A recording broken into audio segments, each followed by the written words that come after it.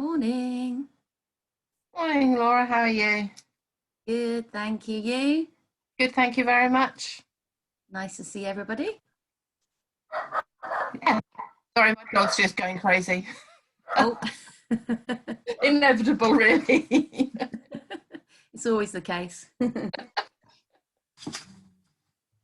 It's almost that day, everyone. Absolutely. Morning.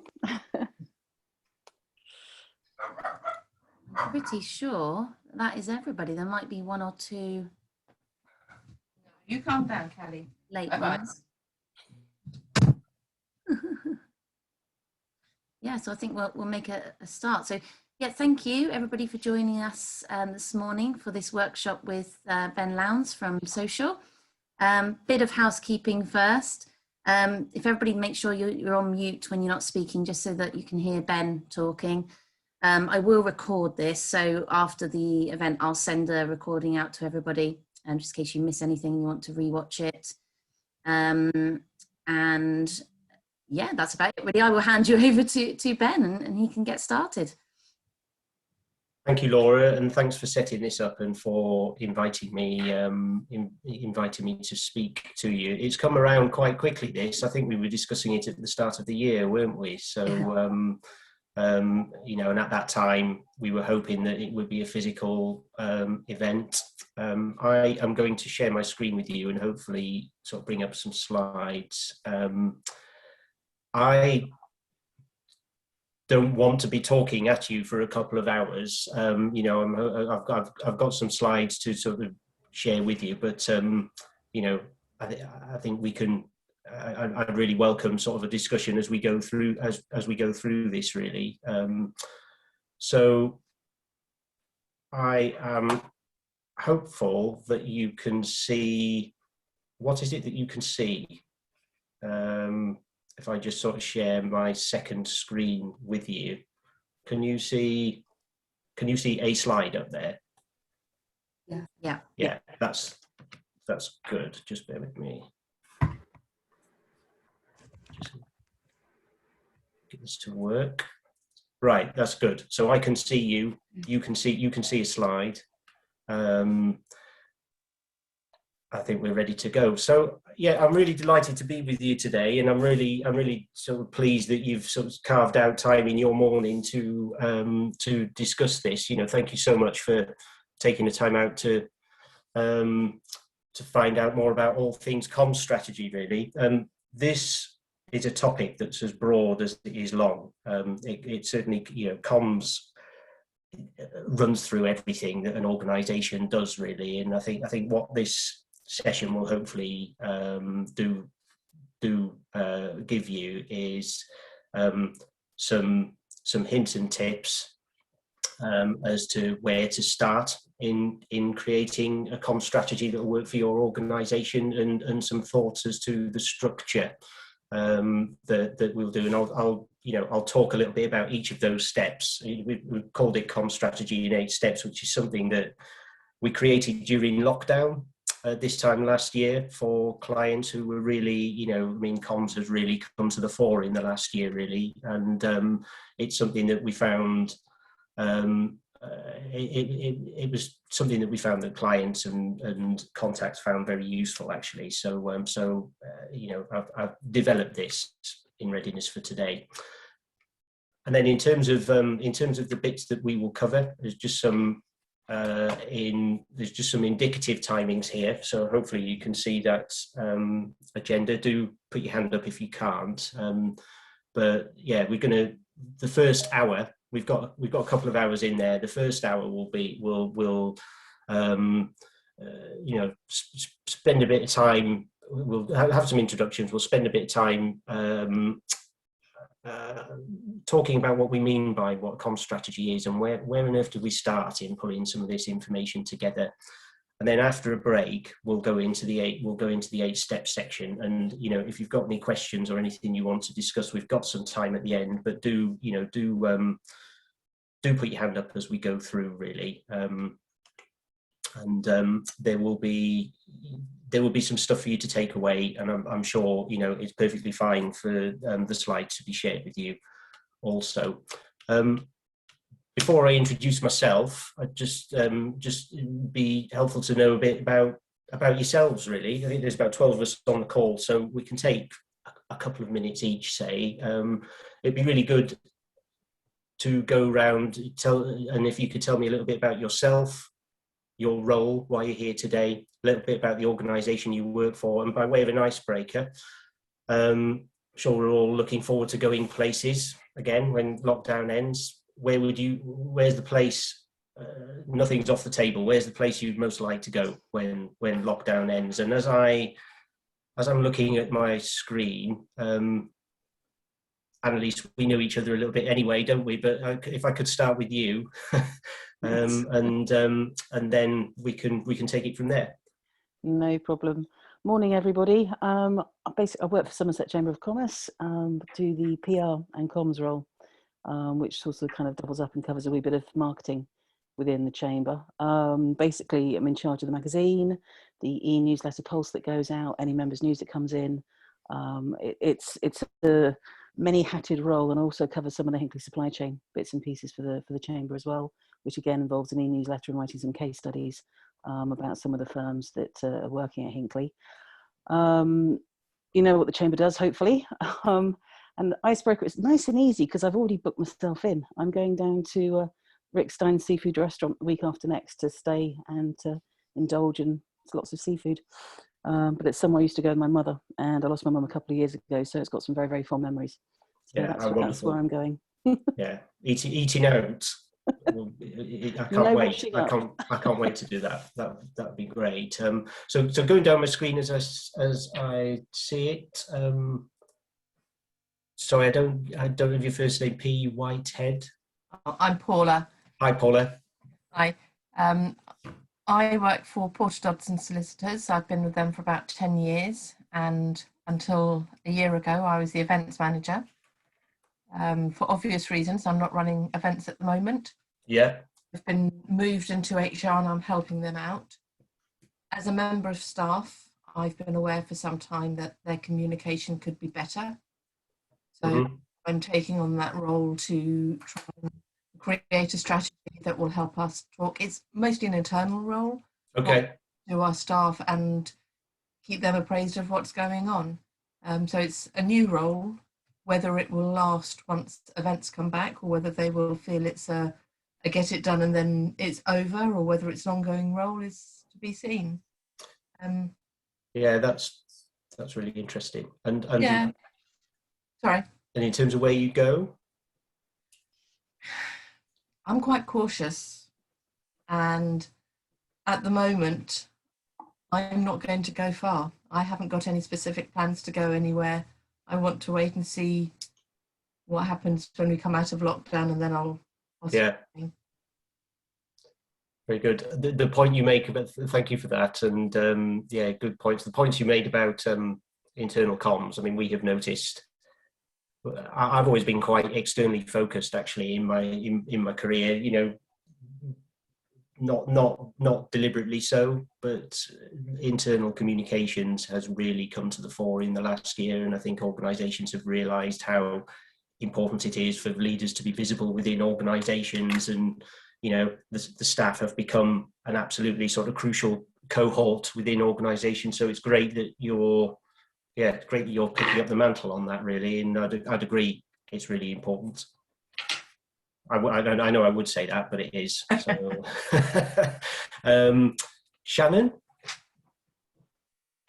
Hi there, I'm Shannon, and I'm the Digital Communications Lead at an organisation named Lendology. Lendology are a not-for-profit social enterprise lender, so we work in partnership with local councils to provide accessible finance for homeowners. In terms of where I'd like to go, I've got a nice 2-week trip around Scotland planned at the end of August. So, I mean, yeah, that should go ahead. So I'm looking forward to that. Yeah, good stuff. Good stuff. We're going up there in July, actually.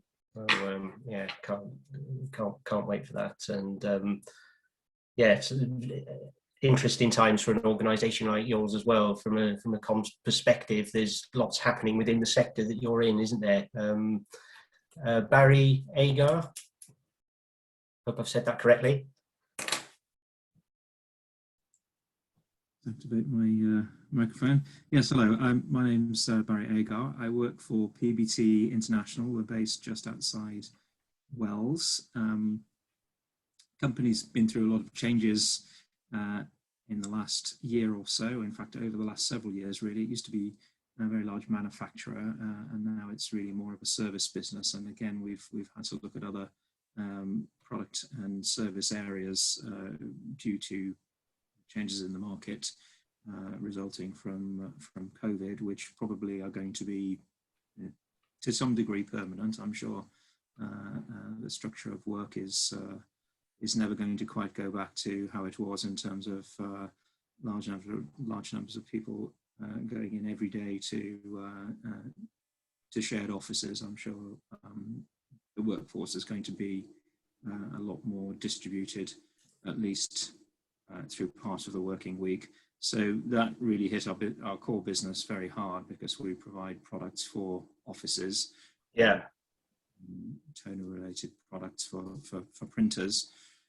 So we've looked at a number of different things. Obviously, communication, we've tended to be a technical company for most of our existence, and we're not particularly good at communication, and certainly it's an area that I think we need to focus on to get what we do out in front of the world, and improve our profile, and hopefully improve the market for create a market for our new products.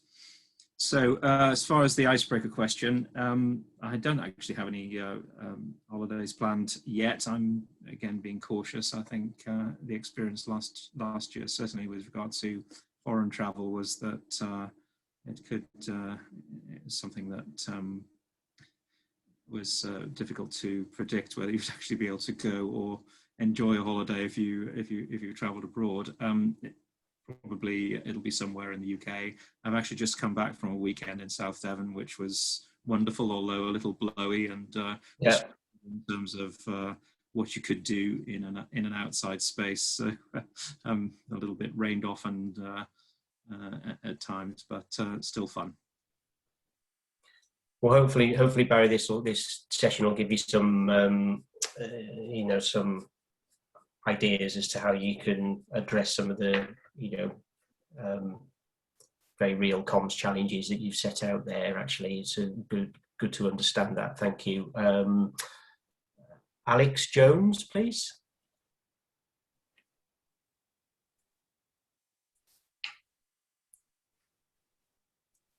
Is Alex with us on the call?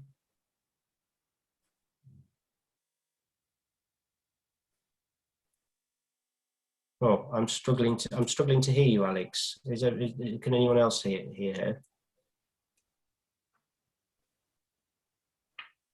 No, can you hear us, Alex? Maybe sound. Sound. I will. We'll come back to Alex. If we go, Amy Hayes, please. I can see Amy on the screen there. Hi, yes, my name's Amy. I work for Yeovil College in the Employer Engagement team. I am the Employer Engagement Operations Coordinator. It's a new role within the team, and a new role to me as well. So basically, I work with the team of apprenticeship coordinators and Vida, who you might already know, who's also on this call, to promote our apprenticeships and training opportunities to local companies, but also individuals to take up those opportunities. I run the social media channels for the department, and just looking to get some more tips on what we could be doing to, I guess, promote what we're doing and engage with more people. For the icebreaker, I've got a couple of things booked in already, fairly boring, I suppose, in the grand scheme of things, just like meals out. But what I'm probably most looking forward to doing is going to see my mum and the dog and hugging them, and also giving my little baby godson a cuddle again. So lovely. Sounds like you're a very busy person. Yeah, there's lots happening on the apprenticeships front as well, isn't there? So, Yeah. and it's quite complicated. It's quite a complex how it works, that interface with the employers. It's something that I've done before, actually. I did public relations for one of the biggest apprenticeship providers in the country at the time, actually, some years ago. So yeah, it's a really interesting area, doesn't it? Yeah, absolutely. So the one, thank you for that. And the one I can see next on the list is it's coming up as Extra Mile. Hi, yeah, that's me. My name's Amy. Hi, Amy. Hiya. I work for Extra Mile Printing, and I'm a studio manager. We basically run a small studio where we do a lot of printing and embroidery on garments. We also do a lot of design work and stuff like that. The icebreaker, I'd probably most likely to go down to Cornwall. We have family friends down there, so I'd like to go visit them as soon as we can. Great. Thank you. And Lydia Burton, please. Hiya, I'm Lydia and I work for Young Somerset, so I'm their Marketing and Communications Officer. Hi. I've only been in that role for less than a year, but I've sort of been with them for 3.5 years. So they are a youth work charity. We do sort of wellbeing interventions, low level, work with one-to-one young people. We also have like youth clubs, and we also provide like an alternative learning provision for those students that may be not in school for whatever reason. So whether it's like mechanics or taking them up on the hills and doing some kind of woodwork or outdoor activities. So yeah, just sort of coming along to get some more tips and that kind of thing. For icebreaker, I don't know, anywhere hot and sunny would be nice out of the UK, but I haven't booked anywhere. But yeah, otherwise I think Cornwall or somewhere outside of Somerset would be good. Somerset's not a bad place to be locked down in, is it? No, yeah, you must have been very busy as well over the last year, and young people. Yeah, lots of changes and sort of all going online, and then now getting back into it, which is good. Young people and families and education providers would be key audiences for you, I expect. Yeah. Thank you, Lydia, for that.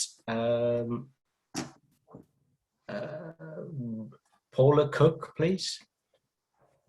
Hi, Paula. I can see you on the screen. There we go. Hello. Can you hear me? Yes, I can hear you well. Oh, lovely. Hear you perfectly. Good morning. So I'm Paula Cook. I work in HR for a company called Cambridge Technology, which is part of the Novanta Group, which are a kind of a global company. It's a manufacturing site of about 60 odd people in Taunton. I'm looking at building and really consolidating everything that we do with communications, and we haven't got a strategy around everything that we do. So I'm just looking at improving and building on what we've got already, possibly extending that out to our other UK sites as well. In terms of the icebreaker, I've got a week booked in Cornwall in July, but in my head, I'd really like to go to the Caribbean and drink lots of cocktails because I've had a really, really tough year. So it's like Lydia, somewhere hot and sunny. Yes, sitting out on a beach is probably one of the best places to be at the moment, isn't it? So thank you. Where are your other offices based, Paula? In the UK, so we have another factory in Stockport, Cambridge, which is confusing because we're Cambridge Technology in Taunton, but there's one in Cambridge and another site down in Poole. Okay. God, that's a fair old spread, isn't it? Very spread out, yeah. Your office locations are fairly similar to ours, actually. We've done a lot of work in Cambridge over the years, and we have an office in Manchester as well. That's where Social's HQ is based. Oh, okay. Yeah. Thank you. So next on the list, I hope I'm not missing anyone as I go through this now. Rosie Hather, please. Hi, Rosie, I can see you. Hi, sorry, just had to find my unmute button. Hi, everyone. I'm Rosie. I work for ARC. We're a local homeless charitable organisation. We provide accommodation and support for homeless people in Taunton, Sedgemoor and West Somerset. I'm the fundraising and communications manager, which covers a whole host of different things. Obviously, communications being one of the main things. And I think today really, I think we're fairly good at communications, but it's very sporadic and not planned. And I think we could probably reach many more people and do much more if we actually had a strategy in place. So yeah, that's kind of my goal for today, is to go away with some plans to put a strategy together so we can actually plan our communications a bit better. In terms of the icebreaker, there are many places I want to go, but I think what I'm most looking forward to is visiting my best friend in Cornwall, because she had a baby in January and I've not been able to meet her yet. So yeah, so I'm doing that in a couple of weeks, which will be nice. Yeah, those connections are really important, aren't they? They've, I am familiar with ARC, actually. I have some familiarity with what we do, with what you do. So that's you know, you can take that as a good thing, perhaps. Yes, good. Yeah, I'm reaching someone. and hopefully today will sort of give you some, you know, some thoughts as to how you can take, you know, can communicate in a strategic way, perhaps. Definitely. Shannon Nutkins. I think I introduced myself at the beginning. Okay. So sorry about that. So that would leave Vida, last but not least. Hi everybody. Thank you. Just as Amy says, we're from Yeovil College, work and employer engagement. Right. My role is college apprentice account manager stroke business development manager.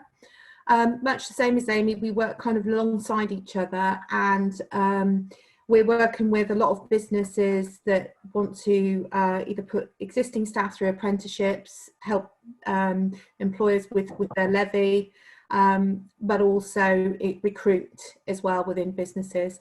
My thoughts really are around communications around older people. So where we have social media, it's quite a good balance actually, because Amy can represent the social media side of things, and the power of that has been fantastic. But where we still have a bit of a generation that doesn't engage with social media, there's a little bit of a gap there. So I'm hoping to get some tips with regards to that. Yeah. Icebreaker, I think we're all going to be in Cornwall. That again, I've got a week booked in Cornwall, and but mostly I can't wait to hug my brother and sit in his garden. Really, I think that's going to be you know, a very special time.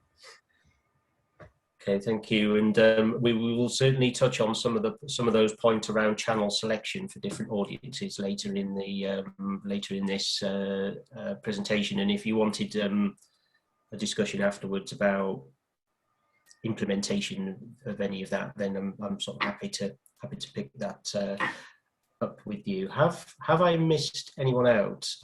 Alex, I don't know whether you'd like to have another go. Can you hear me? Yes, we can. Oh, can hear you perfectly. So. Oh, wonderful! I didn't think that was going to work then. A bit of tinkering. Morning, everyone. My name's Alex Jones. I work for a company called AirSeal, a tyre sealant firm based just outside Wellington. I do some administration, but mostly marketing for the company.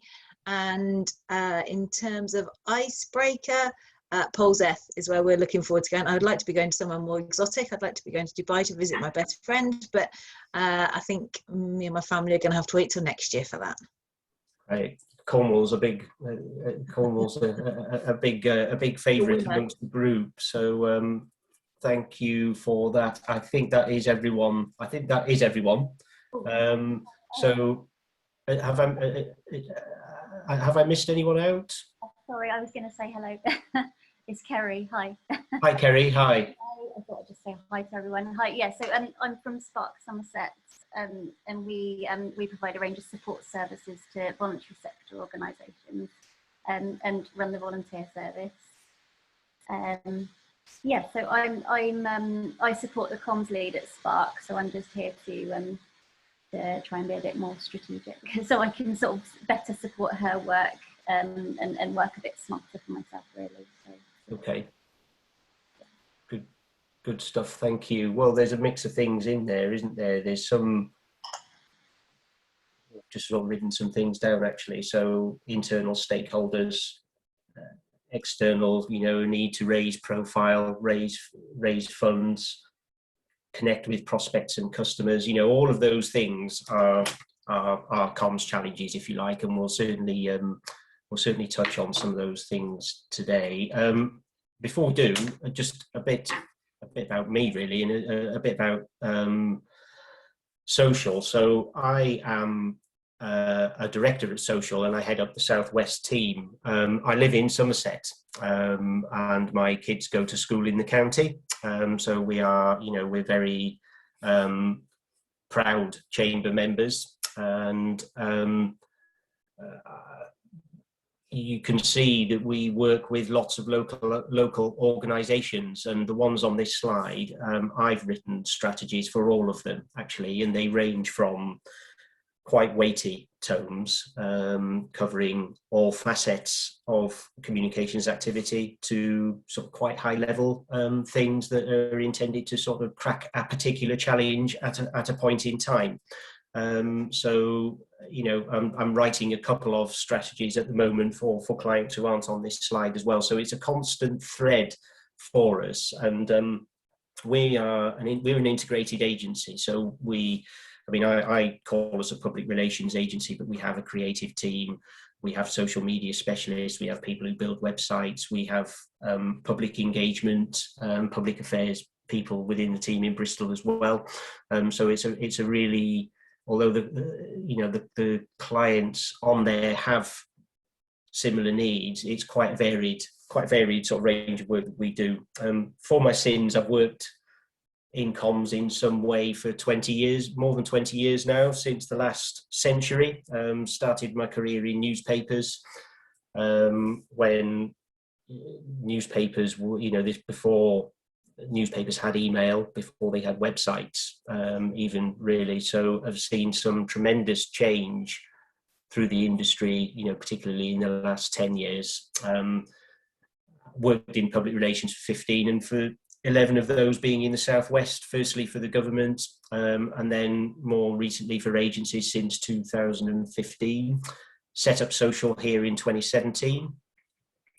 With support from John Quinton Barber, who set the agency up, who I've lucky to work with him when I was in the Northwest, so we knew each other well anyway. And really we had two aims when we set it up. One was to deliver brilliant work for clients, and the other was to make a positive difference to the areas in which we work to, improve lives really. So through our work, through our contribution to the areas in which we're based, through supporting our teams and helping them to develop and grow as well. It's something that we're deeply committed to, and this approach is supporting our progress towards B Corp accreditation. And B Corp is something that recognises businesses that want to make a positive difference, and we're expecting that will happen this year. So there's that's something that Social are very proud of, and as public relations practitioners, it is we're very proud to work with organisations, that you can see on this list, that also want to make a difference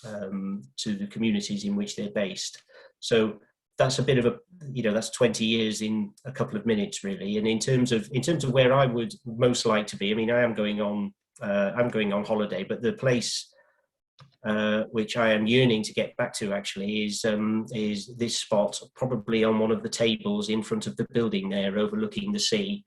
When the weather is good, there is nowhere like it. I used to work there when I was in my teens. My mum was brought up on a farm behind the building to the side of it. It's called the Druidston in Pembrokeshire. It's a wonderful place. My folks still live down there. Looking very forward to going back really. So that's me by way of an introduction, and we are on time. So if everyone's okay, we'll sort of get into the bones of the sort of scene setter really, and in terms of what does a strategy mean to folk. We'll start off with a question really. What does a comms strategy mean? What do people what do you think when you hear a comms strategy, what does it mean to you? What are your thoughts as to what a strategy should be and what you'd want it to do? Does anyone have any thoughts on that? I do. To me, it's not being reactive. It's actually knowing what you're going to do in advance. Yeah, that's true. Is it kind of a plan really of attack really? If you've got a marketing or a comms strategy, then you've got a plan, a very coordinated approach of when, timeline of events. Yeah, that's also true. Yeah. Any other thoughts?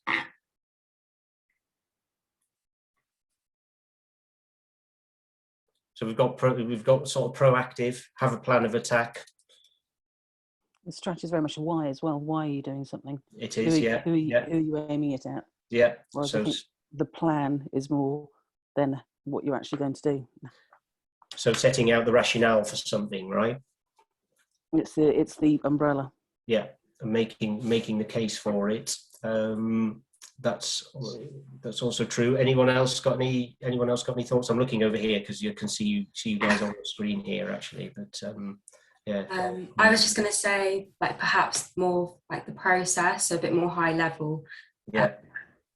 Just kind of, as you said, asking yourself why and how you're doing it. So, process. Yeah. Very good. Very good. Any other thoughts? Okay. Well, all of those are correct. All of those are sort of good responses really, and as I've said, it is as broad as it is long, and it's perhaps unhelpful really in that there is no clear definition that I'm aware of actually that would explain it, and there's a lot of fuzziness around it, but there are some definitions here which I'll share with you that will hopefully be helpful, and the things that you have raised, having a proactive approach, being clear on where you're headed, understanding why you're doing something, supporting it with a plan of action. So actually activating the strategy, putting it, is not just a document that sits on a shelf and is never looked at. What are you actually going to do with this when you do it? All of those are absolutely correct, actually. A good mix of sort of process and strategic thinking. One definition here, which I think captures all of that, is from a lady called Anne Pilkington.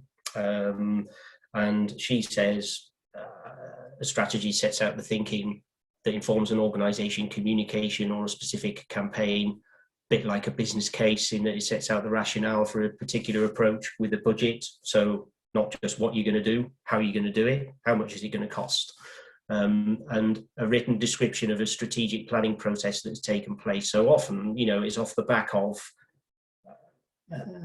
a series of discussions or perhaps a workshop or something, it's setting out your response to information that you've gleaned through a process somehow. So that's one definition. And then some other thoughts which our head of strategy in our Leeds office has sort of put together, which I find really helpful actually, is this focuses on the sort of the pillars. What is it that you want a strategy to do? So it's about choices. It's about having. It's as much about choosing what not to do as it is about choosing what to do. And there is this thing about the cost of clarity, and we have this discussion a lot as a team at Social. What are our priorities? And sometimes there is a cost to focusing on one thing, and that cost is that you can't do 3 or 4 other things that you could probably do just as well, and that's where a strategy can really come into play. Actually, you get an organization to buy into what you're doing, and then you commit to doing it. Those are important choices to make. Then there's about direction. So, it's using the big thinking to inform the little thinking. So that, the day-to-day stuff, and helping you to prioritize as well. And then, I mean, yeah, this is verbatim. I wouldn't necessarily say it is a fancy word for coming up with a long-term plan, but that is the quote that is used, and you know, it's basically about sort of committing you to action. So as I say, not having something that is, you could put a lot of work into creating, a lot of thinking, and then it doesn't go anywhere. And that is sometimes, you know, getting buy-in from your organisation at an early stage is absolutely critical to that. So there's some thoughts there about what a strategy is and the areas that it will cover, which actually you can see reflect on some of the points that you guys have made already. So where do you start with all of this? Before we get onto the 8 steps, I just want to sort of touch on some thoughts that I have really, and sort of developed over the years about, you know, what's the starting point for all of this. And I think the thing that strikes me listening to sort of how, you know, your background and where you sort of sit in your organizations is that you will have access to this within your organizations. You know your organizations well. So, you know, we're certainly not starting from scratch, but yeah, a question. So hopefully you can see this slide. What do these two things have in common? What is it that underpins these things? This isn't a political point. It's certainly not a tribal point about football, you know, but it's just two sort of contemporary examples, really. And it's a question as to what underpins them both. So the one on the left is Manchester City reaching their first Champions League final last week. I think they overcame Paris Saint-Germain at the Etihad, commanding victory. You know, the game was played in snow, and what this image shows is you know, a brilliant goal by Riyad Mahrez, capping a sweeping move, you know, that started with a 60-yard pass, and they played. It was like watching a game of chess, actually. You know, it was a really sort of commanding performance. And then on the right from last week, you've got the sort of electoral map. So it's an electoral map of the north of England. Lots of talk about the Red Wall, Conservative winning a parliamentary seat in Hartlepool. And you know, it is a you know, a visual depiction really of a strategy that you know, the government is very, very focused on at the moment, and seems to be playing well. So, you know, in different ways, you know, very well executed campaigns tactically, both very different. What is it that, does anyone have any thoughts as to what it is that makes them both successful? There is an element of luck in here, but I'm not looking for that as an answer. So yeah, would welcome any thoughts on that.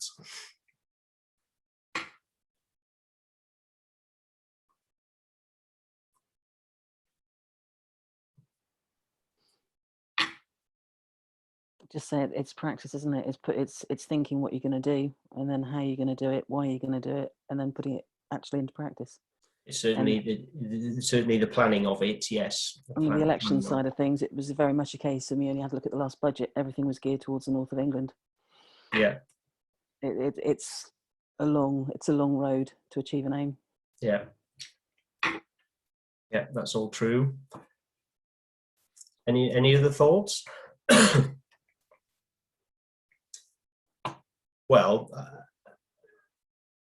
practice makes perfect. Yes, having something that is sort of clearly defined. You know, these are complex areas as well. But I think if there's one thing that sort of strikes me is sort of having as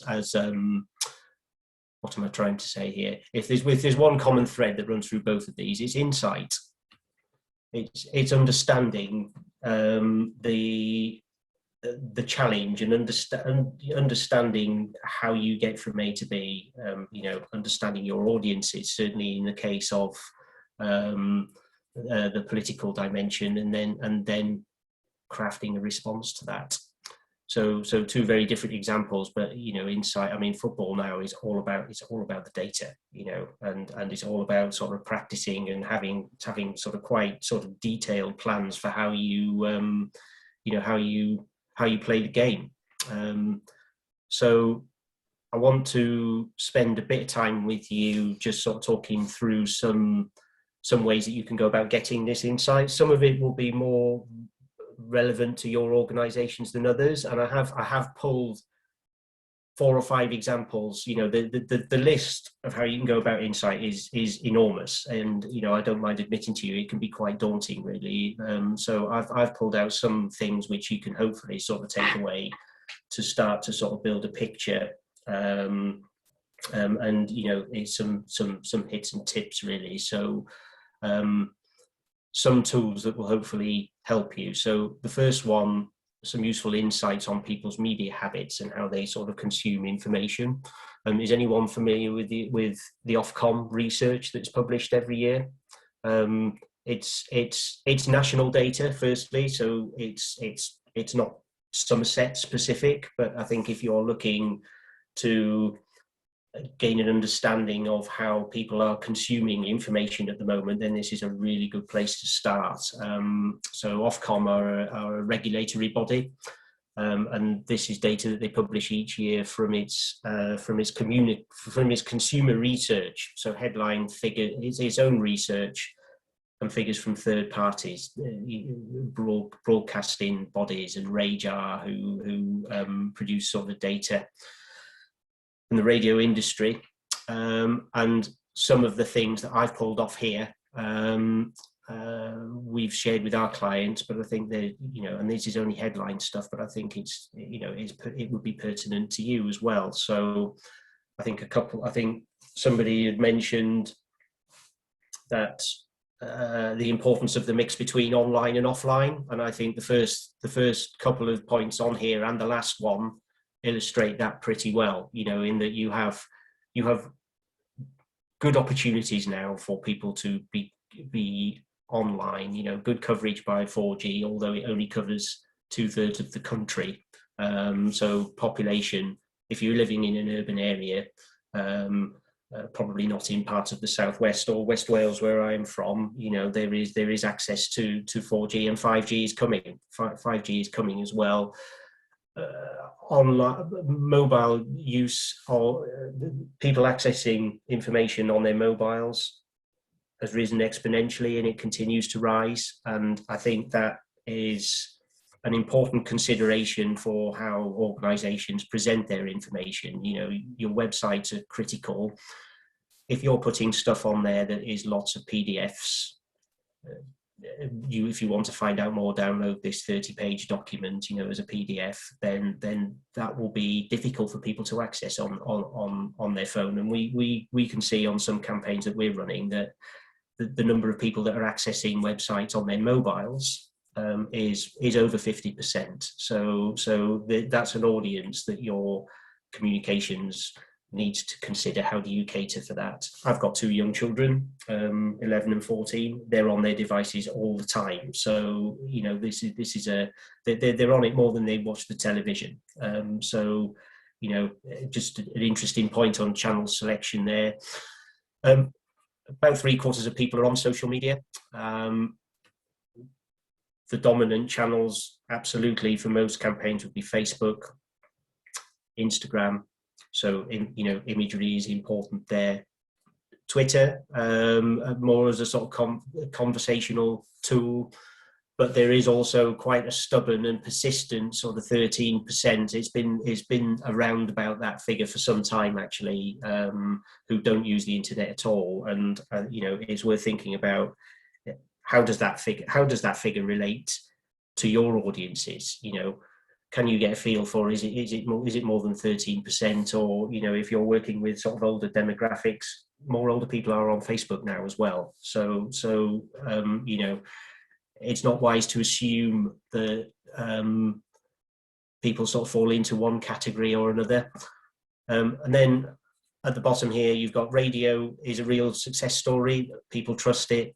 People access it. You know, a lot of people listen to radio every day. So that's an important channel. And news sites are seeing something of, I'm not going to say a boom, but there are a lot of eyeballs on news sites, as opposed to sort of gov.uk sites. And print circulation is really struggling, but you know, channels like Somerset Live and local papers as well, and you know, some of the national news sites get amazing levels of traffic and can drive traffic to your own website as well if they're mentioning your brand or your organization.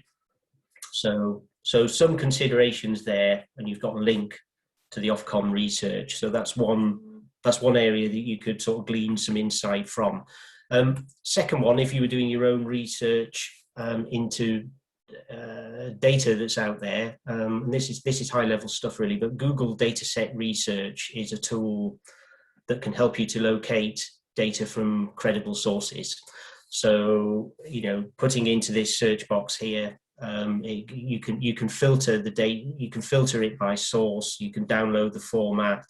Some of it is paid for, some of the information is paid for, but you can filter it by free as a starting point. And you know, that would be one of my tips for using it really, is make sure you set the filter option to free, because it will let you see the information that you're after, and help you to identify as to whether you'll need a budget to obtain it straight away. And you can also use the description and the top results when you go in to better understand how your data is described by people who are producing it. So, you know, that can sometimes be a bit of a challenge really. What are the keywords? How are people sort of presenting this? So worth having a play with as a starting point to sort of understand, you know. And I think we've talked about apprenticeships, you know, there's some housing dimensions. There is lots of good data out there about those things that can help you to sort of inform your case. Going down to a bit more detail through that. So this is one that I use a lot actually for some of the local campaigns that we do. Nomis Web, so it's basically local labor market statistics. So it will talk, and you can see on here as well, I'll just move the screen over a sec, you can see that it can go down to local authority profile, LEP profile, so Heart of the Southwest in your guys' case, which covers all of Devon and Somerset. Oh, sorry, I've jumped around there. Let me go back. So you can do it by different sort of local profiles, and it will tell you things like what sort of jobs people are in. You know, what's the sort of wage, what's the average salaries of those organisations, what's the level of educational attainment in those areas, which again, you know, really useful insight in terms of actually planning your comms activity. And we did this for a client in an area when we were pulling their strategy together, and what it told us was a couple of things. It told us that the majority of people who were living in the villages around the area that we were engaging on were 55 and above, and that they were mostly homeowners. And you know, those two things sort of start to, if you're understanding that, helps to feed into how you communicate with these people. What are the messages that you need to, you know, it's not about a bold vision for the future so much as actually reassuring them that the next few years are going to be okay, and this provides a future for their children as well. So you know, there's I find that a really useful tool. And then you've got ONS, Office of National Statistics, which is, you know, the provider of stats for government. They have a release calendar. The website's not that user friendly actually, so you know, again, it's worth a play with. But you can get you know, you can bookmark pages, and you can get the sort of newest data as time goes on, things like population or employment statistics as well. And the census is due out soon as well, isn't it, which will provide a pretty sort of contemporary and up-to-date sort of set of stats for the whole of the country. And taking it in a slightly different direction, you've got YouGov.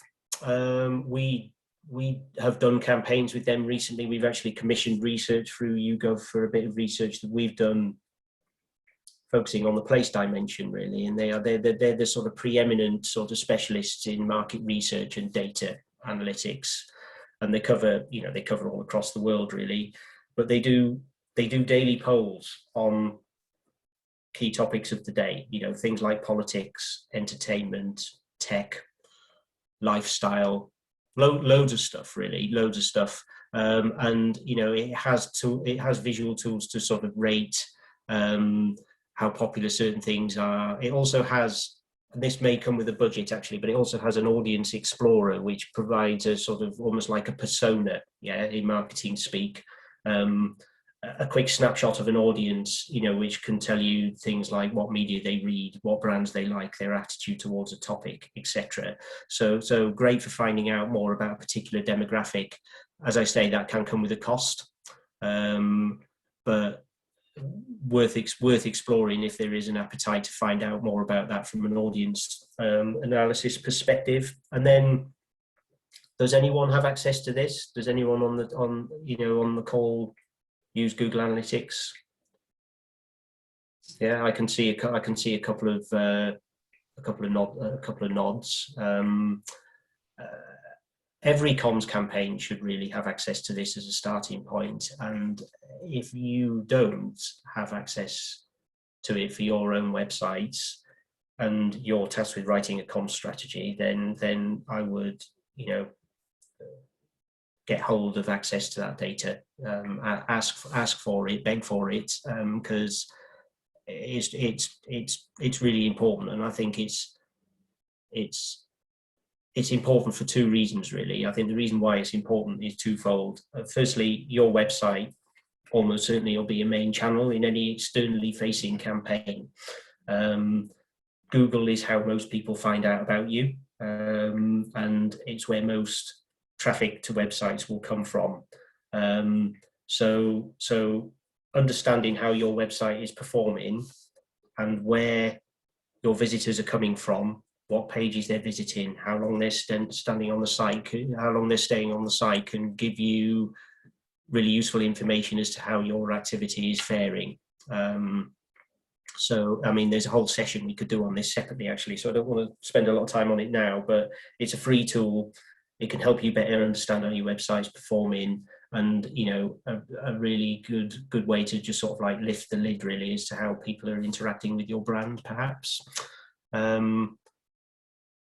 This one's a bit different. So this is social listening tool that Social use. We've invested a bit of money in this. So this isn't a free tool, certainly, but it is one that, you know, on some of our larger campaigns we use. So what this gives us is an ability to understand what people are saying online about a topic, about a subject, about a brand, you know, and we can filter it down to a sort of a local area. So you could set up a search, for example, that talks about apprenticeships in Somerset.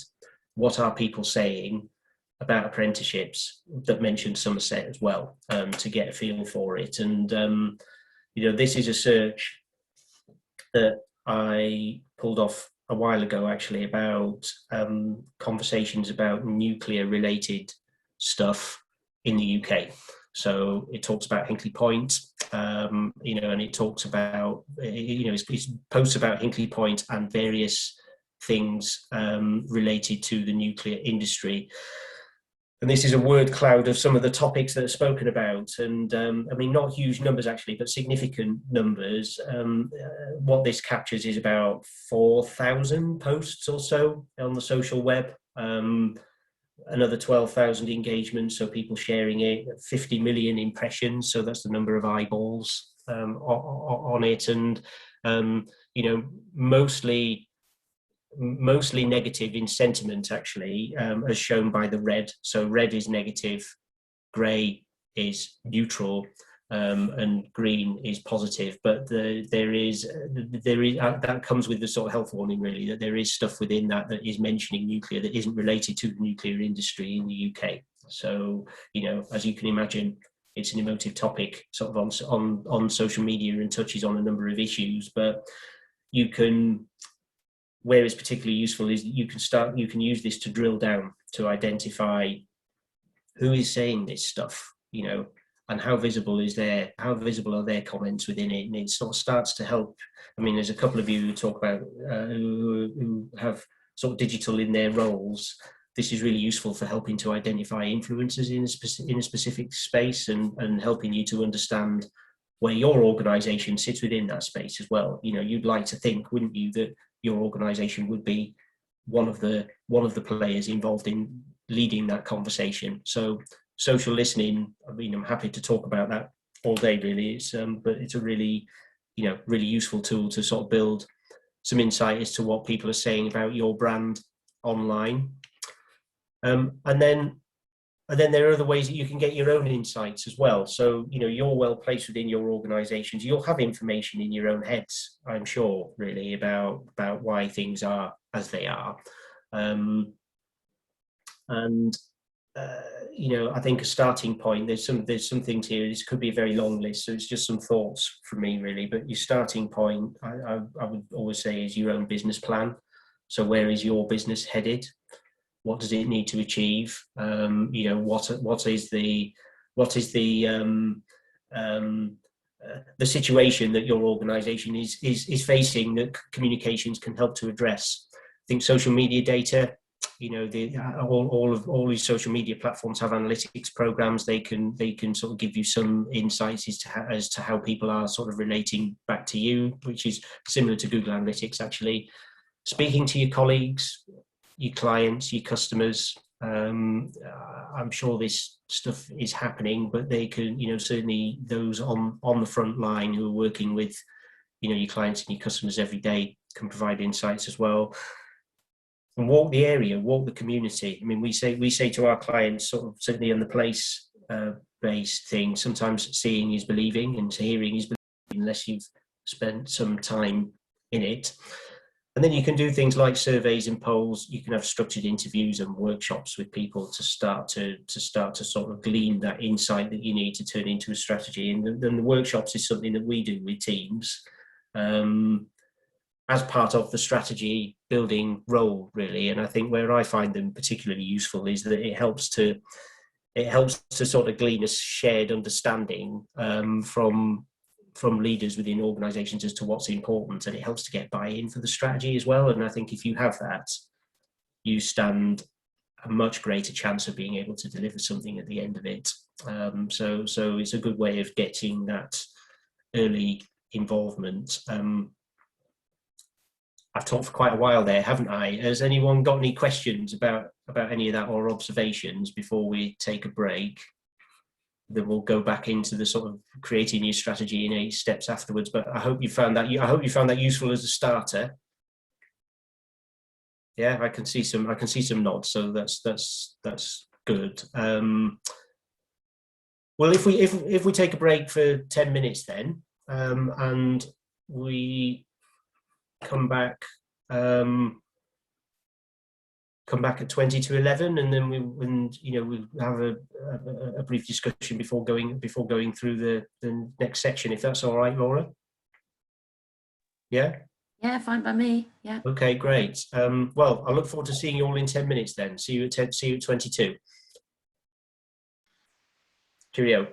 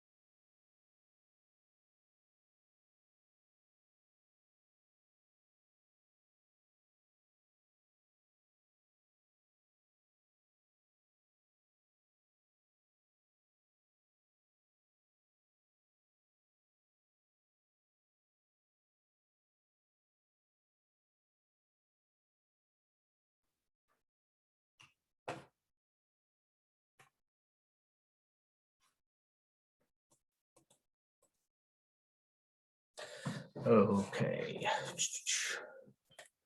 Minutes.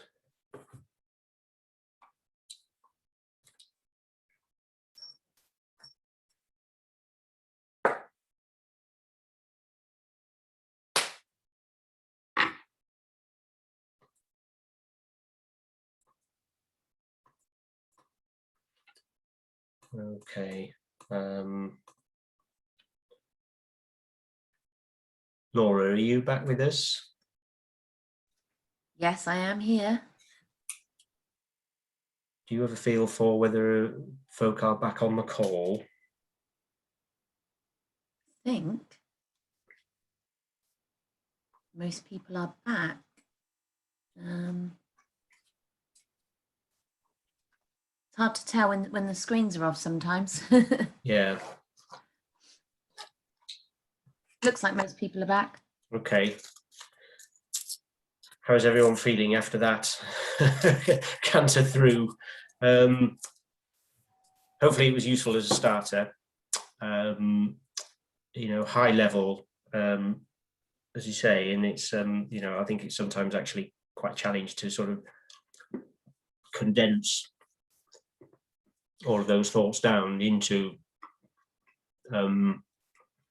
some content that works well on a slide, but hopefully you found it useful. And I think what we will go on to next, and do please ask questions as we run through this, really, but what I wanted to sort of run through next is where we build the workshop, actually. So 8 steps to create your comms strategy. And now that we've covered the elements about what strategy is for and how you can start to go about sort of underpinning it with some insights that shape it, you know, we'll touch on what I would say are the 8 key elements needed for a strategy.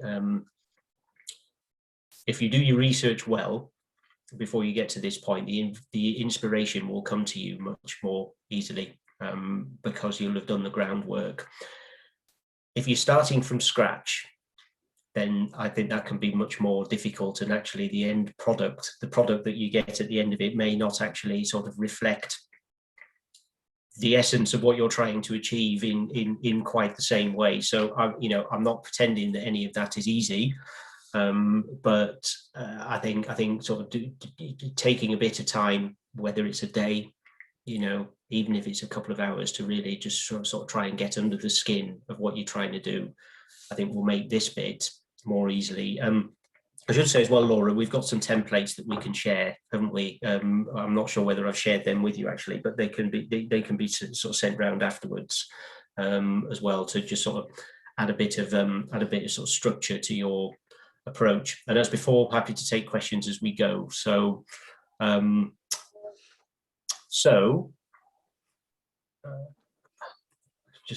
sort of not checking into the chat as well, which I should I should do. So yeah, I can see you're with us, Amy, so thank you.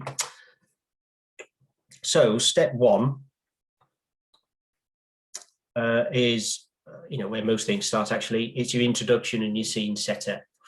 So it's where you define the challenge facing your organization, and a couple of you have already done, I have a feel for what those challenges are already. You know, we've talked about how you sort of reposition your organization in the marketplace. I think, Barry, you had sort of mentioned that there's the internal dimension, which Amy and others have talked about. There's stakeholders as well.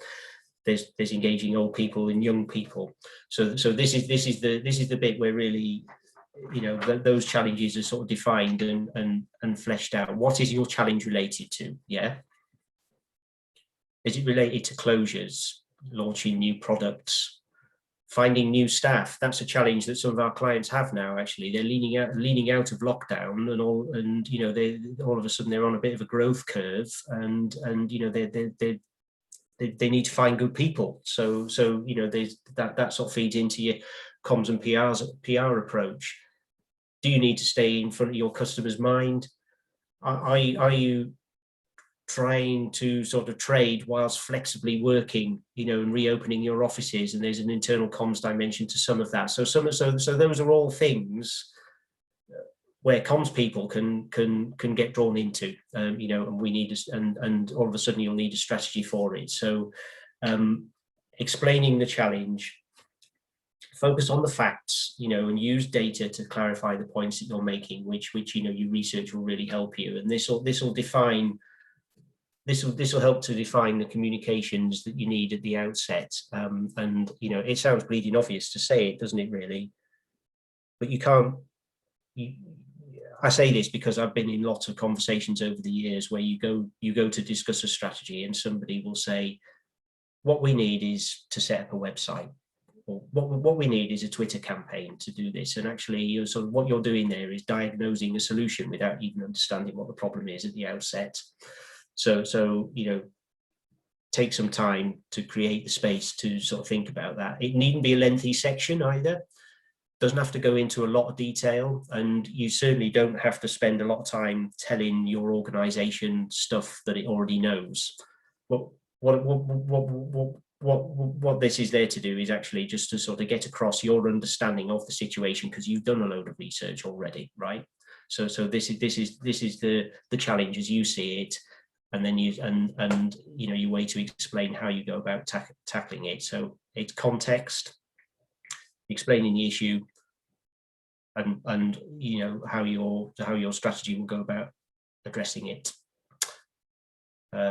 So that's step one. Step two, really important part of the strategic process. So what are you aiming to achieve? What are your objectives, your comms objectives? They should be linked to your business objectives. This isn't the same as what is it that you hope to do. So I think sometimes I've seen strategies where the objective will be to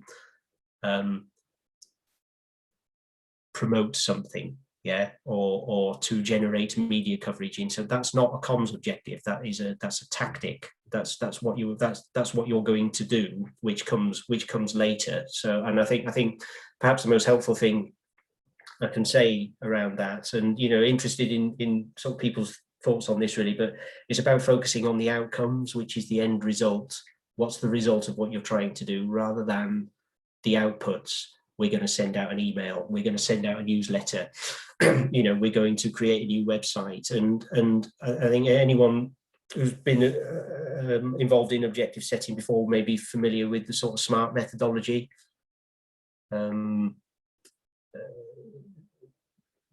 Specific, measurable, actionable, realistic, and time bound. I think that's a good principle to have when you're setting comms objectives, really. Has anyone had a crack at these before? Any questions about what this could look like, in the organizations that you work for?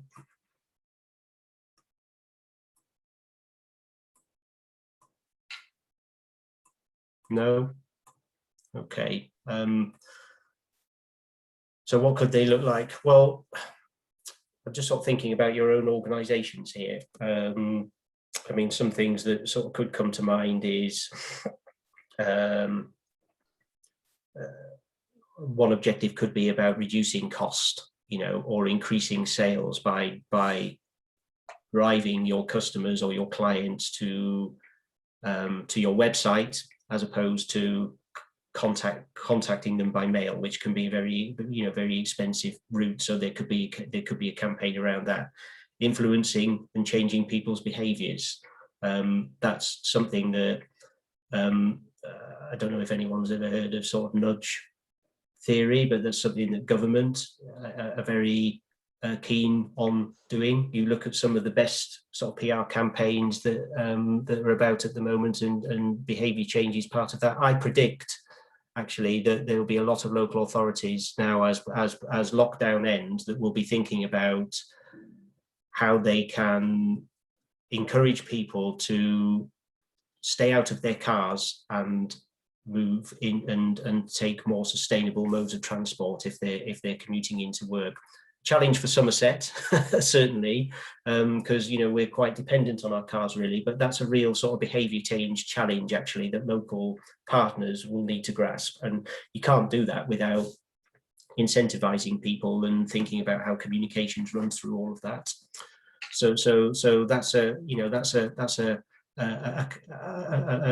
reasonable campaign goal. Connecting people with your services, engaging staff, and having them and being able to sort of motivate and unify your staff around your company's ambitions, and the chamber getting people to pay their membership, attend your events. Those are all goals in themselves as well. So those are examples of objectives that are bounded in your sort of business objectives. And they're clear enough by which you can measure your success at the end, and I'll come to that later. So, how do you know what good looks like? I would say, be ambitious with them.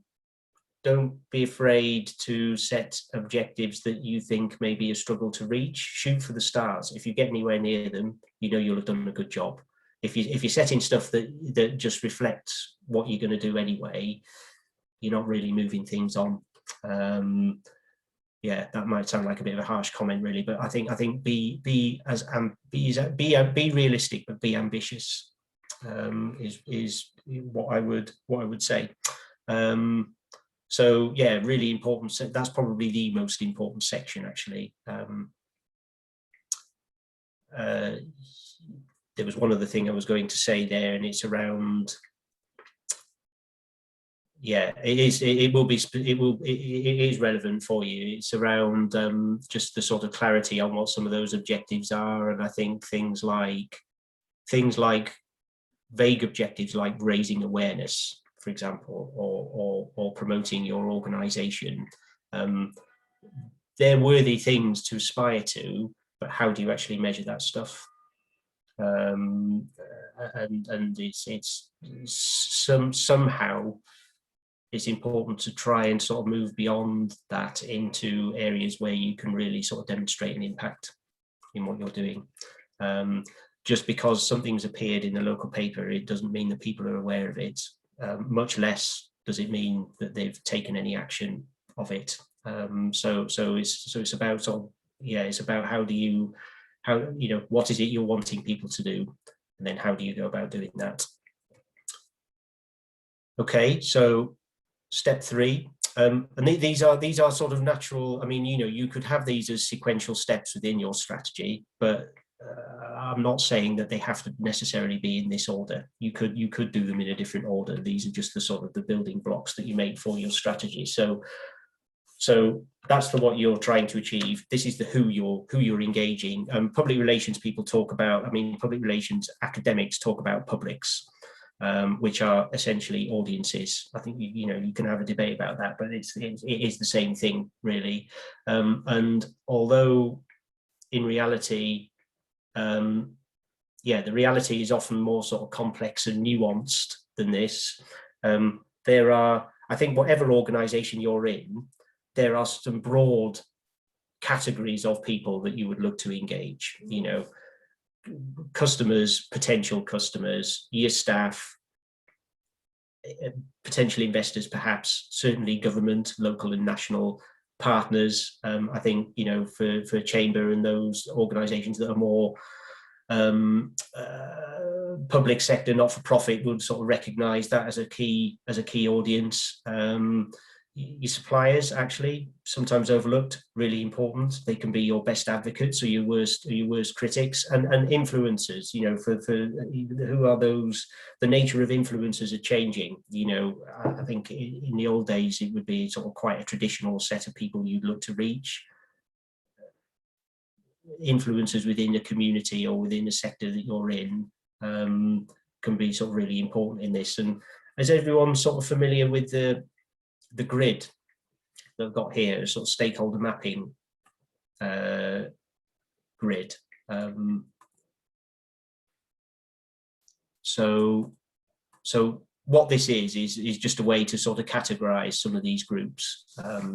So you've got, it's a power interest matrix. So, you know, the line at the left sort of is high or low power, and the line along the bottom is you know, high or low interest. And you know, if you were to do this exercise in a room, you'd start to sort of map some of those groups in that thing. And what it helps to tell you is, like, what do we need to do with these groups? You know, high power but low interest, you would sort of, you know, you need to keep them engaged. Obviously it would be rude not to, but you're sort of keeping them interested, and they're not really going to impact much in what you're doing. The key group is those who have a high degree of influence over what you do and a high degree of interest. So regular customers, you know, chamber members, those people who are very interested in what you do. Sometimes there's a political dimension to some of this,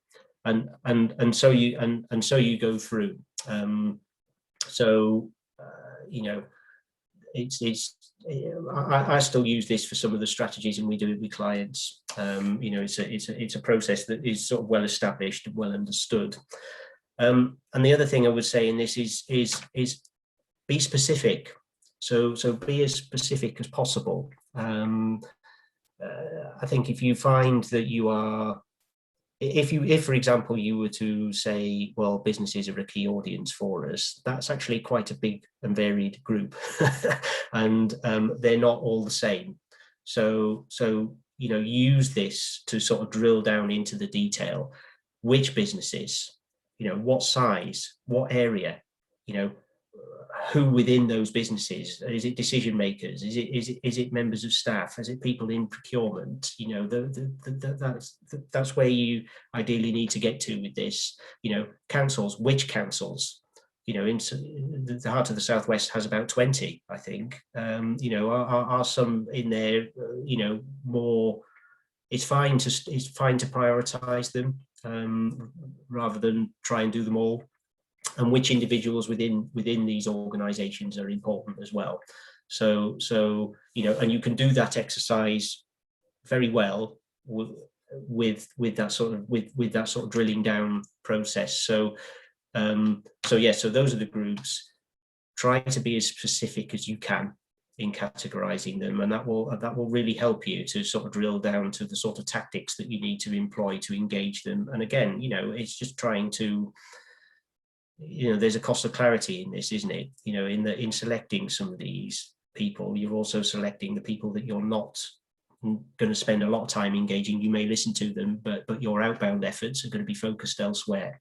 So, you know, useful to think about that early doors. Now, this may be something that you do on your first page. It doesn't have to come as number 4. I've put it in here because I do think these are important building blocks. But this is your, you know, this is your big idea, really. This is the strategy in a sentence.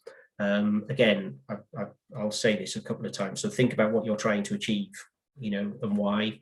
And this is the thing that binds your campaign together and catalyzes, you know, the response that you're looking to achieve. And if you can condense this into a sentence or a paragraph or even a strap line, actually, you'll find your plan will flow from here. You know, this is what we're about.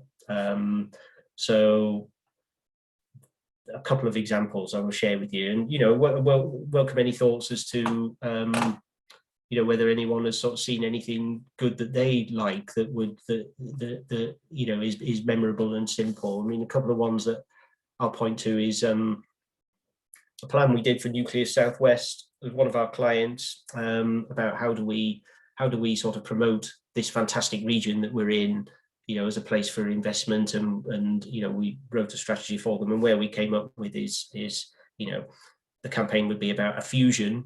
So a play on, you know, on the industry there, a fusion of people, talent and place. You know, the 3 pillars really that we know make, you know, make this region such a good place to be. And that's used across the campaign. It's not explicitly referenced, but it certainly helps to drive the content that we are using to support that client.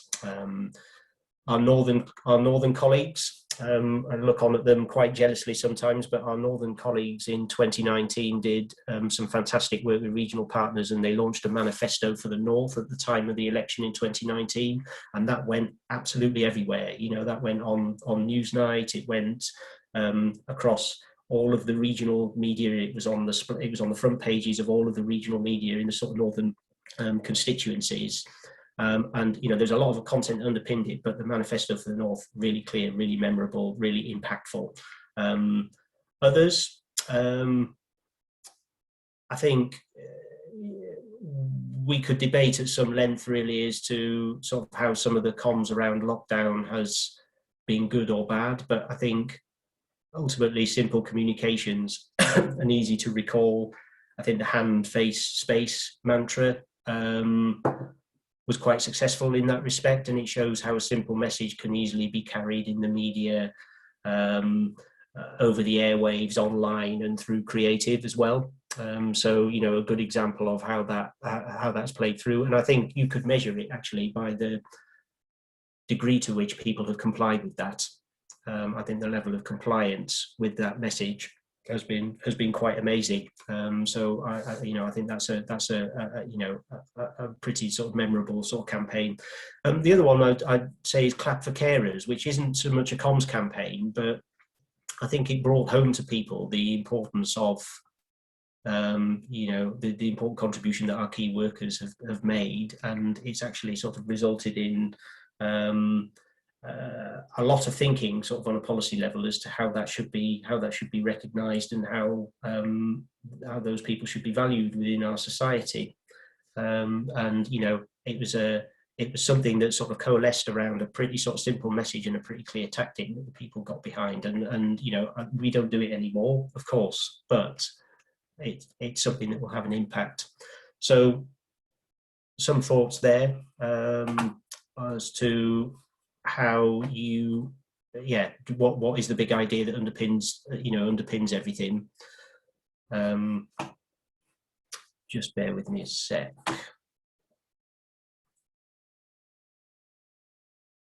Okay,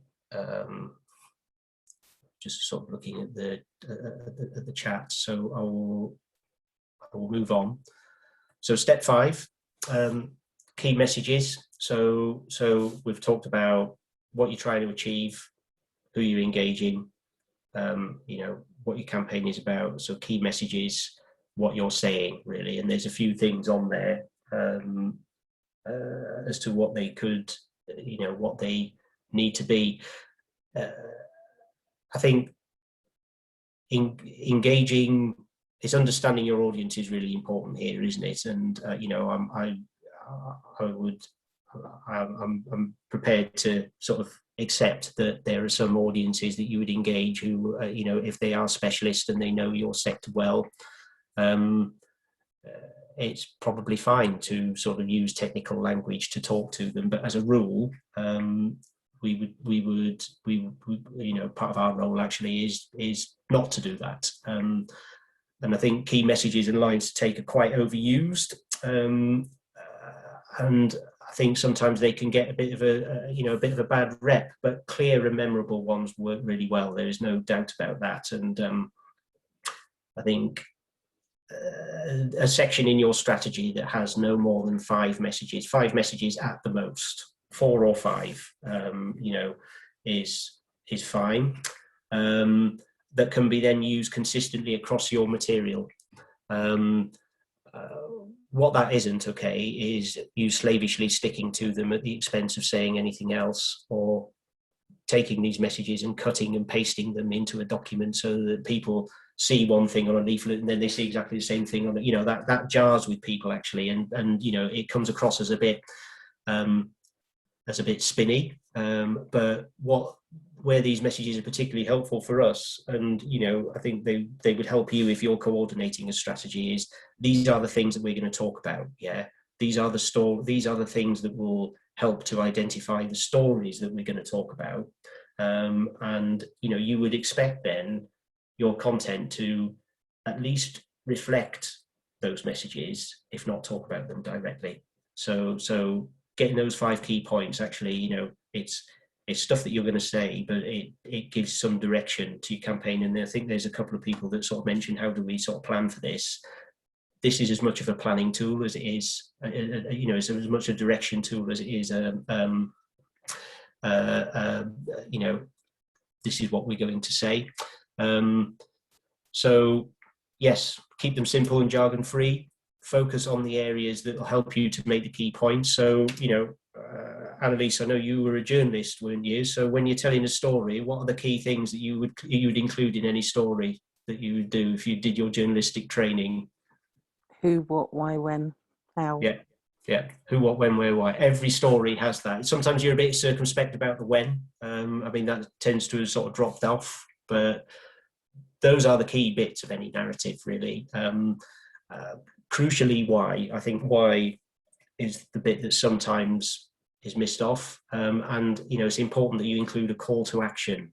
So what do you want people to do?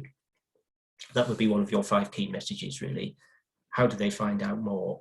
How, you know, what is it that you want them to sort of take away, you know, within these messages?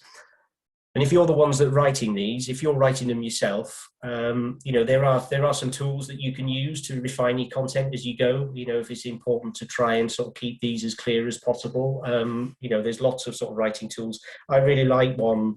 I mean, I'm you know, I love writing. I think it's something that I do pretty well, actually. But you know, I'm writing for lots of different organisations, really, and you have to sort of adapt their styles. But one tool I particularly like when I'm writing strategies or messages is a tool called Hemingway app, it will be called. I don't know whether anyone uses that or anyone has heard of it. No, well, heard of it, but not used it. Yeah, it helps you to avoid stuff that's over wordy, basically. You know, and it's an American app, so there are some things that it says that I don't agree with and don't accept. But what it does do is actually just sort of challenges you to sort of present your copy in such a way that it's clear, it's not repetitive, it's using excuse me, it's using active verbs rather than passive verbs. It has some pace, you know, short sentences, well ordered. So you know, that's a tool that you could use.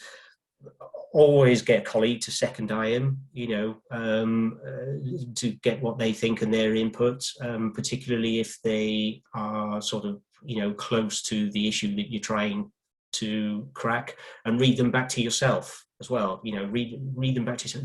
Do they make sense? Does it hit the mark? You know, these are sort of, you know, I think I find it really,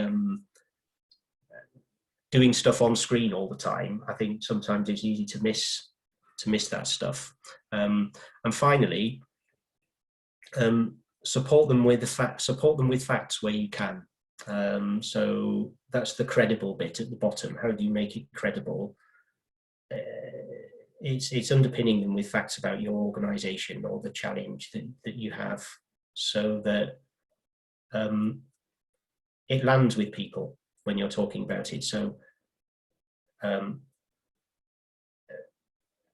businesses in Somerset are really important to us because, you know, we engage with thousands of, this is just off the top of my head here, but it's that sort of because bit. It's the underpinning them with facts, and you know, think about how you feel when you hear sort of politicians or leaders sort of use messages or sound bites without any facts to back them up at all. I mean, I don't know how that makes you feel, but it frustrates the hell out of me, really, because it feels like they're sort of missing a bit of an opportunity to make this land properly. And, you know, messages without facts, they're slogans, really, it's spin. So I think that factual bit is really important. So you end up with a package of stuff that's simple, it's memorable, it's relatable, it's human, you know, it's speaking to people in a way that they will understand, and it's credible, because you've got the facts to back it up. And if you can crack that bit and it's bought into by the organisation that you're in, give it a few months and you will be, you know, I think it can be quite amazing actually as to how you can see where these messages are appearing in stuff. You know, it takes a bit of time to do it, but it's you know, really, yeah, I find it very satisfying to see that happen actually. So that's point 5, and then point 6. So this is sometimes where the conversation starts, but I've sort of put it in at point 6 actually, because I don't see personally how you can get here without sort of analysing your audiences and understanding the situation first. So, you know, the channels are comm speakers channels, isn't it? But how will you communicate? How will you connect with people? And although we're living in interesting times from a comms, from a comms perspective, and there's some things that we've not been able to do for a while, usually you'd expect this to be a blend of online, some media, creative, digital, face-to-face. And there is a PR model called PESO, which is quite useful for sort of setting this out. So PESO is an acronym that stands for paid, earned, shared, owned. You know, paid being sort of sponsored content, advertising, etc. Earned being, you know, earned coverage, media coverage, which is still, you know, important and you know, credible. Shared is the social dimension, and owned is your own channels, which are becoming much more important. So your website, your collateral, other things, and there's crossover between all of that. But yeah, I think if you've done your research, most approaches use a blend of that. But I think what this section will help you to do, hopefully, is you're not just going for stuff because you can do it or because it's gone before. You've got an understanding of how it will work. So social media will only work, for example, if the people that you need to reach are engaged in those channels already, and if you've got channels set up. If you're spending time creating a web page or website that very few people are going to read, you know, is that a good use of your time? So, you know, thinking about your audience, looking where they already are, what channels are they using, and you know, be guided by that. I mean, we've spoken about some of these things already, but some observations I will share with you in terms of channel selection, if it's helpful. More people are online now than they've ever been. You know, we're doing this today. Zoom use has gone through the roof. You know, and I think will continue to be the case. You know, I think this time last year it had gone up by 400%. 400%. You know, many millions of people are using it. Local news consumption has shot up. We've seen that during the elections, actually. There's a real appetite for titles that are sort of close to their communities, I think. And whether the models we've got now are the best for that is a moot point. But you know, local news, there is an appetite for that. Websites are crucial.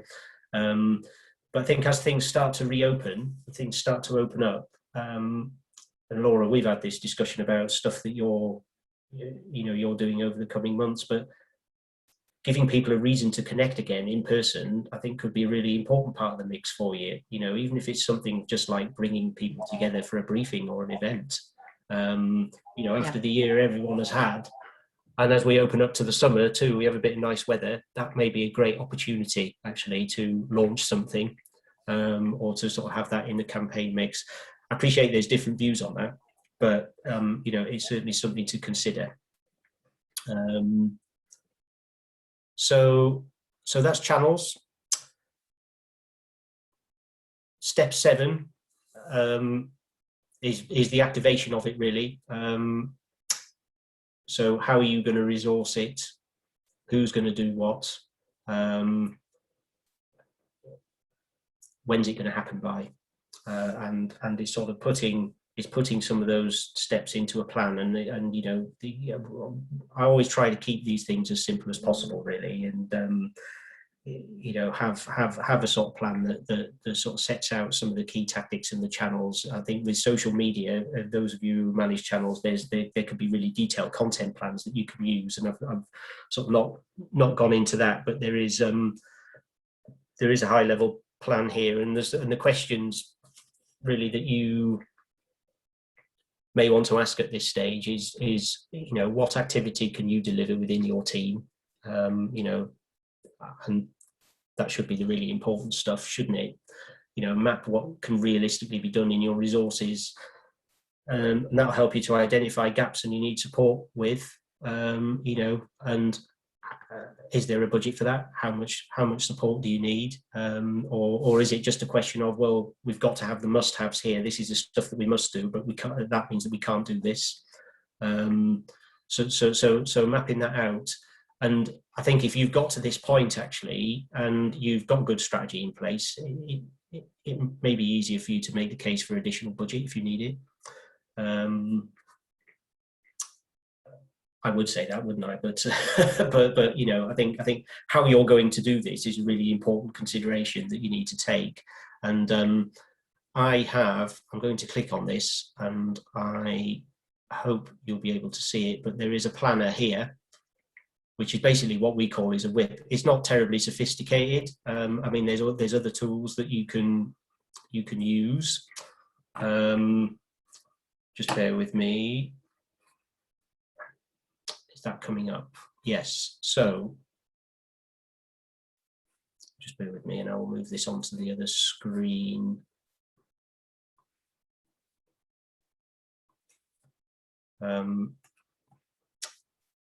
Struggling to move it. Hold on. Right. Can you see that? Yeah. Sometimes Excel doesn't come across very well on Zoom, really. But this is just if you click on this link, you can basically, what this gives you is a planner. Okay. You can put detail in here. You could break it down by activity type, which has got sort of different bits of activity there. Ranging from ads, copy, newsletter, etc. You can put dates beside it, and sort of responsibilities as well. So a useful tool, and you can use that then to you can use it for reporting, you can use it for planning how you're going to do stuff, and you can use it for your teams, if you've got teams, to help to keep things on track. That's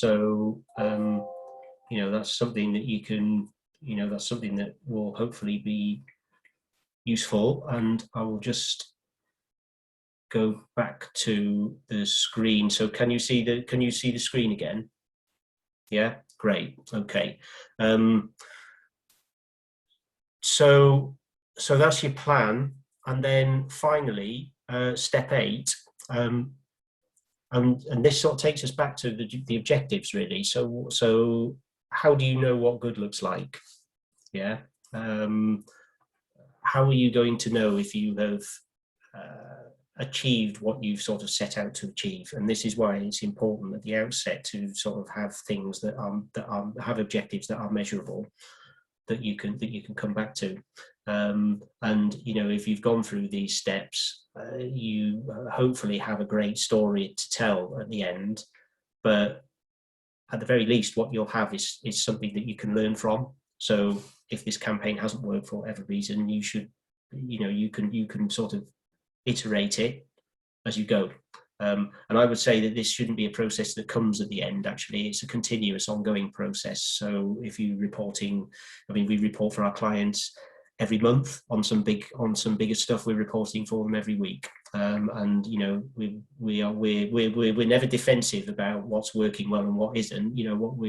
I like to think that we're very honest about that, and we're able to sort of share with clients sort of data as to what's working well, what isn't, and over time you do more of the stuff that's working well, less of the stuff that's not working well, and that's how you sort of demonstrate. That's how you demonstrate success. And I think as well, this will talk to your bosses. This will talk to management in a language that they understand. Because it's linked to their objectives. It's linked to what they need to do. It's linked to what they need to achieve. So I think this is important. So set out some measurements by which your work can be evaluated. Make it a continuous approach if you can. And there are some. Does anyone have any thoughts as to what there, I mean, thinking about objectives that they had at the start. Anyone, any thoughts as to what they would, the sort of things that they could include here? I think for us it would be a case of perhaps being able to measure the amount of new employers we've engaged with through something. Yeah. Yeah, so something around the reach and the level of connection that you're doing, and what would you want those employers to be doing ideally? I mean, to be honest, we just want to open up a line of communication, because then we can identify what we offer that might sit alongside the problems they have, I guess. Yeah. But yeah, just start a conversation initially, but with a push towards apprenticeships and training opportunities for them. Yeah. Good stuff. Is there any other thoughts? Oh. We would probably have something to do with any sort of new donors that we were able to reach, but also the retention of donors as well is something that we would probably measure. Yeah.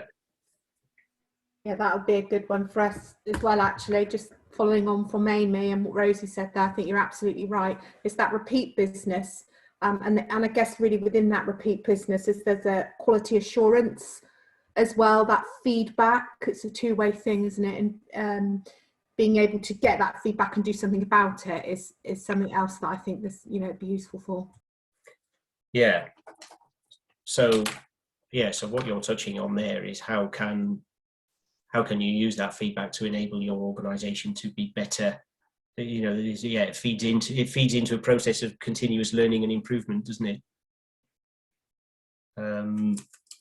Yeah, interesting stuff. Any other thoughts on this?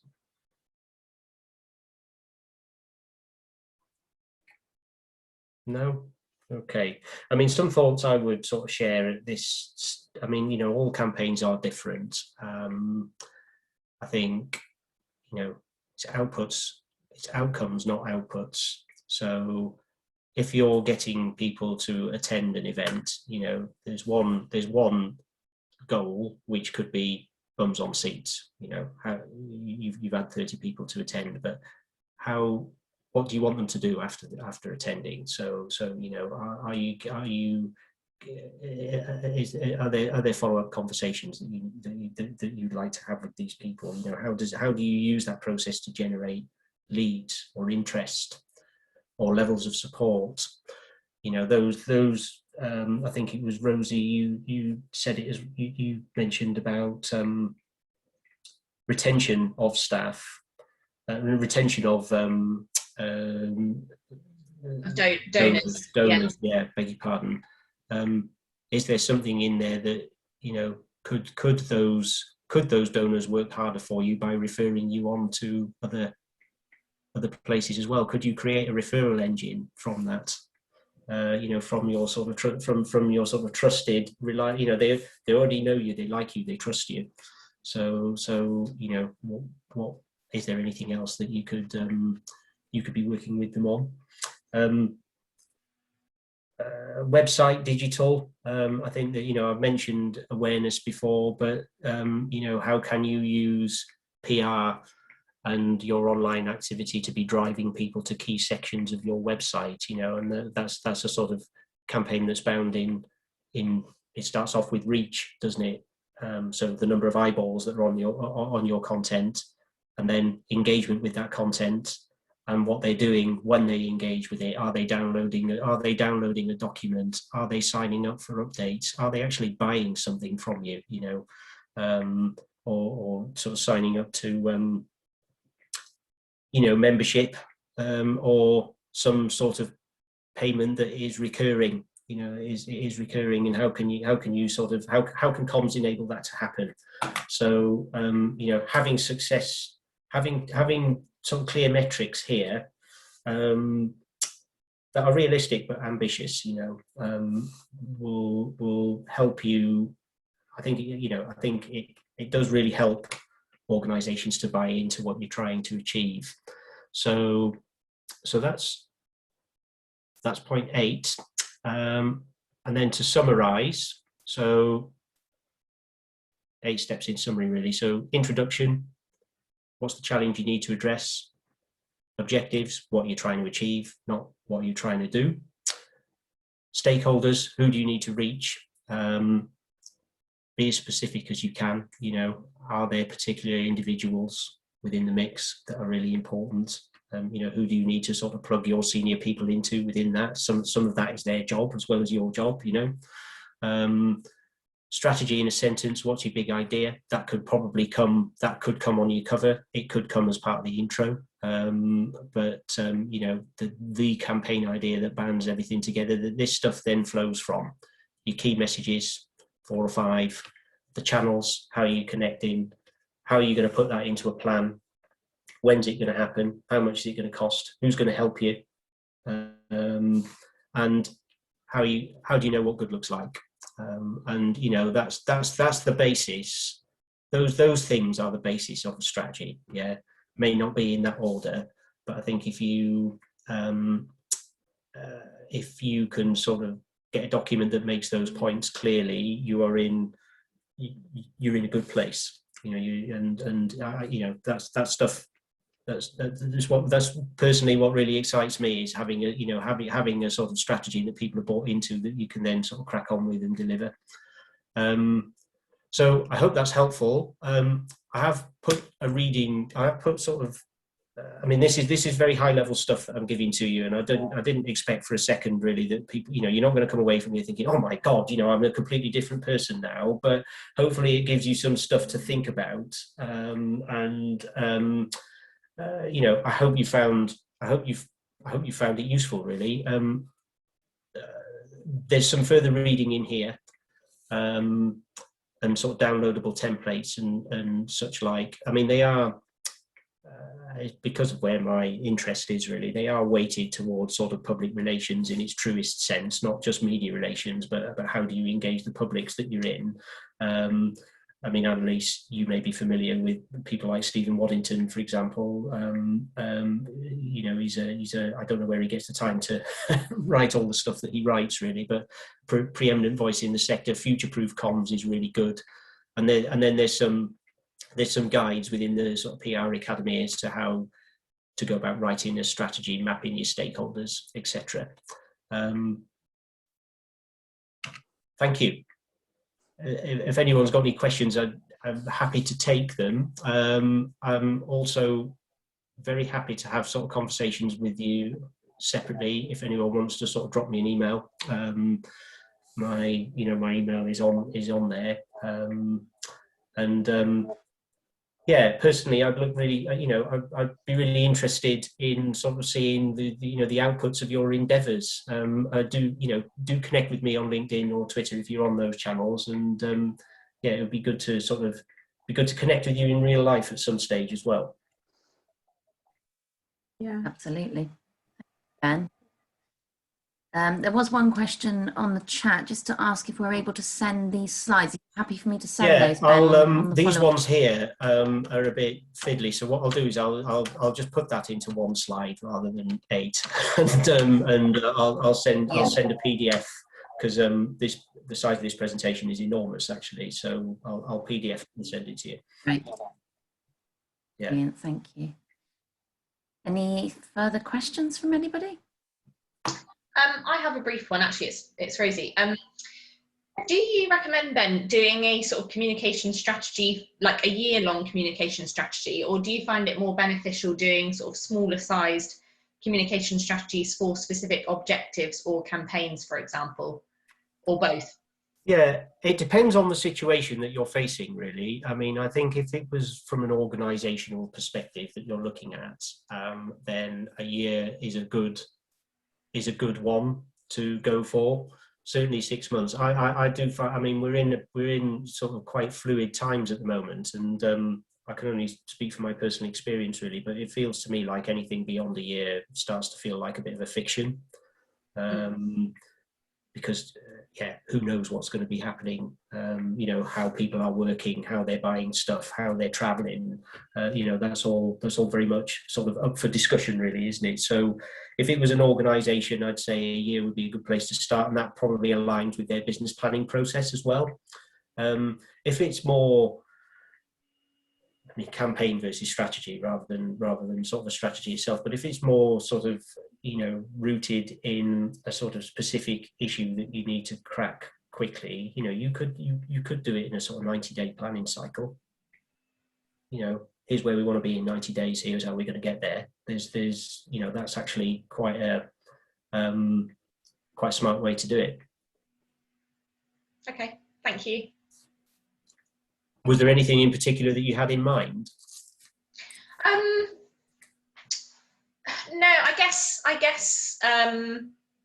we don't, yeah, we as a charity, we don't really plan for years ahead or anything, because we know how much things change in terms of homelessness or funding or lots of things, really. So I guess I was just thinking that things pop up throughout the year for us where we have a need to run some kind of campaign, and so would it be a good idea for us to wait for that to come up and then plan? I don't know.